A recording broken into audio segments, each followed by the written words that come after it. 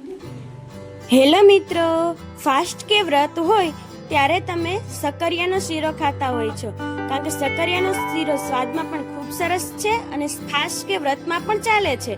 તો ચાલો આપણે સકરિયાની રેસીપી શરૂ કરીએ. તો સૌપ્રથમ સકરિયાને બટેટાની જેમ બાફી લેવાના. બરાબર બફાઈ જાય પછી તેના નાના નાના ટુકડા કરી અને સેવ પાડવાના સંચામાં નાખી દેવાના. પછી તે સંચા વડે તેની જાડી સેવ પાડી લેવાની, જેથી કરી અને રૂછા બધાય નીકળી જાય અને તેનો સ્વાદ એકદમ માવાના પેડા જેવો આવે છે. માવાના પેડા હોય તેવું મુલાયમ અને તૈયાર થઈ જાય છે. પછી તેમાં આપણે ગેસ ઉપર મૂકી અને ખાંડ એડ કરીશું.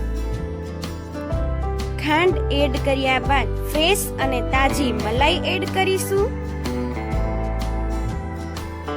પછી તેમાં ઘાટું દૂધ એડ કરીશું.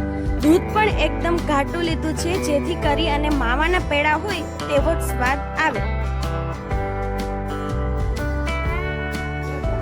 પછી દૂધ એડ કર્યા પછી તેને ઉકળવા દેવાનો છે. એકદમ ઉકળી જાય પછી ત્યાં સુધી તેને ગેસ ઉપર રાખવાનો છે.